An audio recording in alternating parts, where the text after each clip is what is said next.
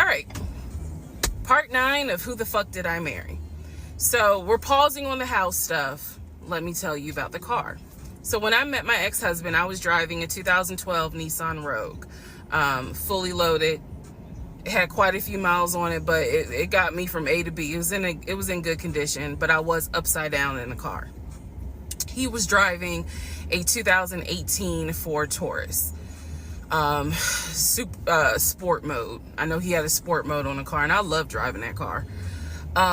When he told me how he was a regional manager, he told me that one of the perks that came with the job was that he would be getting a company car. And so we spent time going to Range Rover of South Atlanta. We spent time going to Jaguar. We spent time going to BMW. We spent time going to Ford, which was on Mount Zion in Morrow, if you all are familiar with that area. He test drove a whole lot of cars. In the end, he decided on a BMW sedan. I was there when he test drove the car. I got in the car with him. I loved it. And he explained to the salesperson, you know, I'm getting a company car. I need to get a printout of the full price of the car, tax, tag, and title. Because what my company is going to do is wire over the money for the car. The salesperson was like, okay, you know, apparently that happens a lot. So he gave him a printout with the tax, tag, and title for the car. In front of me and the salesperson, he called the person in the finance department for his job. Obviously, I have no idea what this person's name is, but he called the person. He explained to them, this is the amount of money. He said the president of the company, so-and-so, has authorized for him to get a car, not spending more than, I think, $90,000 tax, tag, and title. The BMW came out to just under $90,000. And so I remember this conversation so fucking vividly. So he's on the phone in front. I'm sitting down, the salesperson sitting down at their desk, and he's like, they put me on hold. And so he's like, I guess the person comes back and he says, yeah, the price of the car is blah, blah, blah. He was like, give me a second and I can send you a picture of that printout that shows tax, tag, and title for the BMW. He gets off the phone. He takes a picture of it. He sends it to whoever. He waits about 10 minutes. He calls the person back. He says, did you get it? Apparently the person did get it. But the person who can actually physically do the wire transfer had gone home for the day. So what he says to the BMW salesperson, he's like, okay, we're going to have to do this tomorrow because so-and-so went home for the day. I don't know who the salesperson is. I can only tell you from my viewpoint what I thought. I had no reason to think this was a lie. I really didn't. Because again, you got to please keep in mind the circumstances that all of this is happening. We're inside the dealership. We're sitting at the desk of this person. He gave us the printout. He's on the phone, doing business, basically saying, look, this is how much money the car is going to cost. He's taking a picture of it. He seemingly is texting someone saying, this is how much, this is proof of how much it is. Then he asked the BMW salesperson, I need your wire transfer information. The guy got up, rushed over to, I guess, their finance area to get the bank wire information, because obviously you have to wire it a certain kind of way.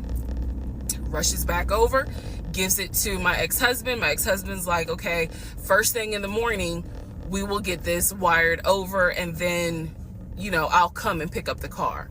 My fiance, will drive me up here to pick up the car. So we leave. He felt like, because at the time that this all happened, I was pregnant. So he felt like, look, we're about to have a baby. I don't want you driving that Nissan Rogue. I want to get you something. I want to get you something more secure, something new. I really wanted a Kia. I I really wanted a Kia Telluride. And he was like, well, let's look at the warranty. This man knew a lot about cars. He knew a lot about the warranty. He knew a lot about the depreciation value. And so he did talk to me a lot about what will we get the most for our money. We test drove, when I say we, I test drove a Kia Telluride, a Kia Sorento. He didn't like either of those. He had me test drive a Ford Explorer. He didn't really care for that. Then came time where he really wanted me to get a BMW. He really wanted me to get a BMW X5. So he took me to Global BMW Imports, which, if you know anything about Atlanta, it's off of Cobb Parkway, but you can see it off the highway. I believe 285 is where you can see the Global Imports BMW dealership. He took me there. He had me test drive an X5, an X6. He also had me test drive I think I'm gonna get the numbers wrong, a 525, which was a sedan. I did not like that. I wanted an SUV. I loved driving the BMW. He also had me drive an M Series, test drive an M Series. So he was very adamant that I should get a BMW.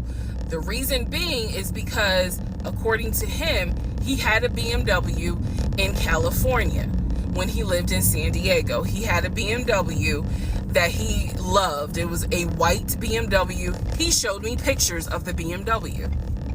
So he showed me pictures of this white BMW that he had, and unfortunately, the car got totaled about 2 months before he moved to Georgia. So he had received money, not a lot, but some money to get another car, and he used it to get the Ford Taurus because he was like, I just need a car that's going to get me from A to B until I get into a house and I'm much more settled. For him, he was like, I'm really giving myself 60 days to get settled here in Georgia after moving from California. But then he met me. Again, that's the story. So he had me test drive the BMW. So much so, I loved the BMW. Loved it. I wanted a dark blue BMW with cognac interior. I wanted an X5 and I wanted an M Series. So I can clearly tell y'all that's exactly the car I wanted. We were online looking for that particular car because not every dealership had it. I was okay with a black BMW if needed. But I really wanted dark blue, and I really wanted that cognac colored interior. So he felt like, I want you to consider all of a sudden an Audi Q8. Let's just see how you like it. If you don't really like it, then we will go back to the BMW. I cannot tell you why he switched up. I can't. But I can tell you he took me to an Audi dealership on Peachtree Industrial. He test drove an Audi and I test drove an Audi Q8. I loved the Q8. Loved it, loved it, loved it. But I was tired of test driving cars. By this point, I had test driven so many cars. Our weekends were spent either looking at a house or test driving cars. And I was picky, I will admit that. So he had me test drive the Q8. I really liked it. I finally just told him, look, I'm good with either the BMW or the Audi, because I'm tired of test driving cars. He told my family he was buying me a new car because, keep in mind, let me let y'all know. He had met my family initially on Zoom because, again, we were locked down. He had met my family. He also had met my family in person because at this point, it was like, look, if you're not showing any symptoms, maybe we can do family dinner. And so we had. So he had met my family in person. And now we will go ahead and move towards part 10 of this series.